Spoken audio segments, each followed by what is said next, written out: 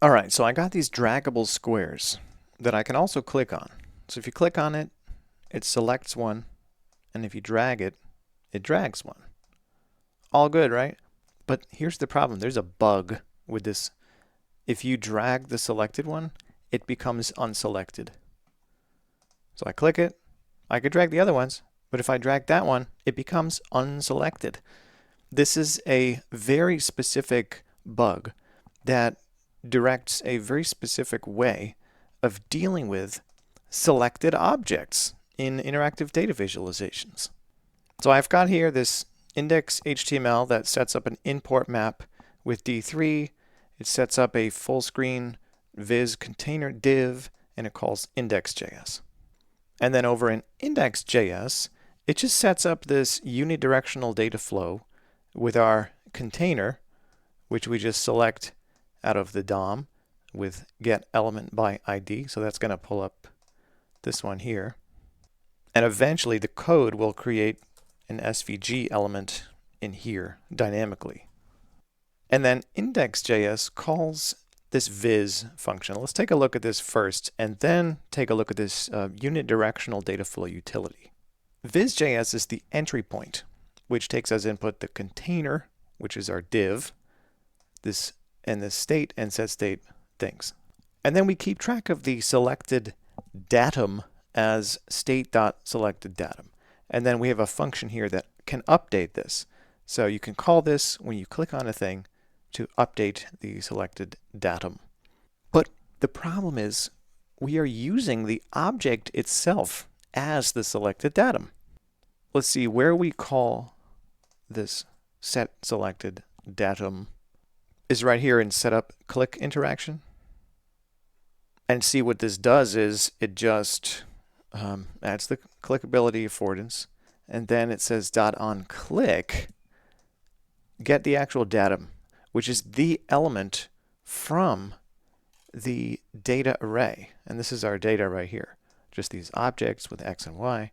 And then we map over them to assign an ID. So this is where I was just now before I started recording. I'm like, let me record this. It's kind of cool. The larger question here is, how do you track which thing is selected in your state? Option A is what we have over in setup click interaction, where we actually take the datum, the data object itself, from the data array directly, and we call set selected datum and pass that, which is a reference in JavaScript. It's like a pointer to the object itself. And then over in Viz.js, we do all this setup, and then we eventually call render squares, right? So render squares, it just does this whole D3 data join thing. And then the thing that got returned from there is the selection of all the squares, which is then passed into setup click interaction, which gets the squares selection, and then this options object containing set selected datum. So in setup click interaction, we just call set selected datum with the object itself. Now the problem with this is that set selected datum is defined as a function that takes as input selected datum, and then it calls set state with this immutable update pattern that takes as input the previous version of the state, copies over all the old properties, the existing properties of that, and then replaces the value of state.selected datum with this new datum. So then the question is, when you are rendering the selected datum, as we do in highlight selected datum, how do we actually figure out which one is selected? It's by reference equality. See, we style these all to be non-selected and then filter it down to be just the selected one, the one that you click on. And then we set the stroke to be black and the stroke width to be 5, and that's what gives us this nice style. So why then is there this bug where when I try to drag the one that I clicked on, it's like unselected, which is not what we want. It should stay selected even if we drag it. That brings us to set up drag interaction. How does that even work? What is that doing? Here is set up drag interaction. So what this does is it enables dragging. So we use drag from D3, which we instantiate, and then we set up these event listeners for when the drag starts and each time that the thing is dragged a little bit. So like each time the mouse moves during this drag, this function gets called. And the implementation of this, by the way, is another stylistic sort of gray area where we need to think about how we want to do it. The way that it's being done here is using immutable update patterns. So we are not mutating the original data object, which we could do.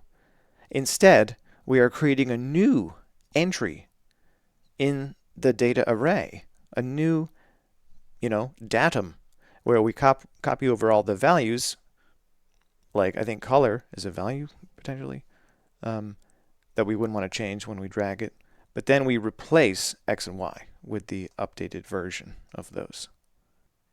And so the way that we make this immutable by not updating, by not mutating the data array and also not mutating any item in it, is that we create a new array by mapping over the existing array. And then for each item, if it is the one that's being dragged, only then do we replace it. Otherwise, we just keep the reference to the old item. That's why when you select another one and then drag, it's unaffected because it is copied over in this line right here. And then we call update data, which replaces the value of state.data, and then the whole thing re-renders. But the question remains, how do we solve this bug where when you drag the selected item, it's no longer selected? Well, first we have to understand why it's no longer selected. It's no longer selected because we have replaced that element of this data array with a totally new one. And so it's like, boom, wipe out the old one, make a copy of it, and then modify these numbers. And so like we're trying to compare to this old one that we're not even using anymore. And so that's where the object equality reference test is failing. And by the way, that's this one here. This is the object equality reference test that's checking for each DOM element, or for each thing in the D3 selection, which is tied to the DOM. It has the old reference to the old datum that's been replaced. And so it's trying to look at the old one and compare that to the new one, and they're not the same. They're not the same object. So we have two options for solving this bug. Either we could not use immutable update patterns and maintain object equality, or we could continue to use immutable update patterns and then change the way we're tracking the selected datum. Instead of using an object reference, we could use this ID that got introduced here. So let me first briefly show you option A. And that is to not use immutable update patterns. And to be clear, I don't like this pattern because once we stop using immutable update patterns, it introduces a whole class of bugs that are really hard to figure out. So actually, instead of writing the code myself, I'm going to ask AI to do it. So I'm going to take this, I'm going to copy this and say edit with AI. And this is DeepSeek Chat, low cost, open source model. That's not that great, but it's decent. So let's see how it does with this. Please change this, and I'll paste the code here so that it mutates the data object. And let's see if it does it. So kicking off generation, it's generating the new revision. And there it is. It uses data.find to find the matching item, and then it just mutates these objects. And then it still calls this, what does it say? To trigger the re-render. Great point, buddy. So now that bug is solved. But we're no longer using immutable update patterns. So I don't prefer this solution. So I'm going to go back to the previous version and say restore to this version. And now we're back where we started with the bug.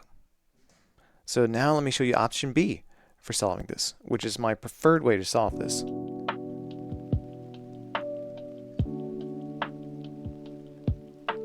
Instead of checking for object equality, I want to check something against d.id. And by the way, looking at data.js, just to give a refresher, id is going to be the index in the array. So 0, 1, it'll be like adding like id 0, id 1, etc., etc. It just does that programmatically. So each of these have a unique integer ID that we can use. So it comes back to the idea of selected datum.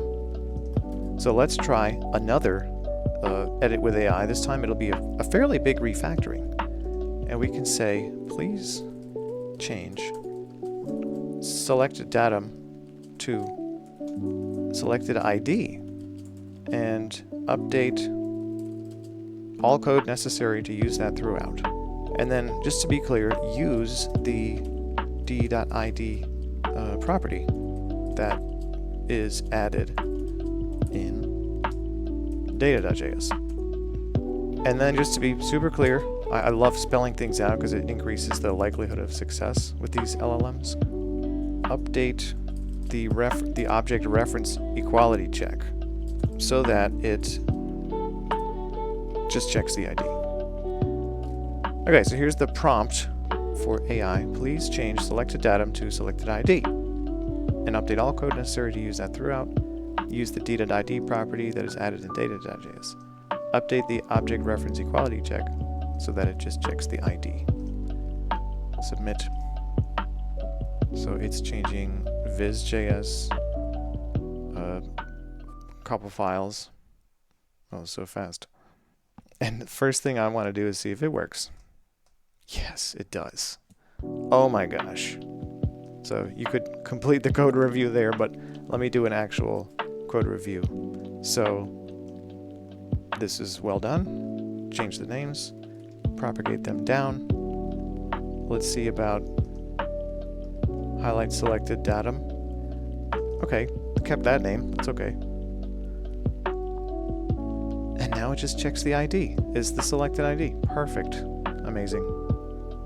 So yeah, that's how you can solve the mysterious bug of a graphical highlighted element, maybe in an interactive data visualization. This is just a toy example, but it could be like a scatter plot or something, or a brush. Who knows? But the way to solve it, in my opinion, is not to mutate. Still use the immutable update patterns, but then just track based on ID, not reference equality. Hope you enjoyed. Take care.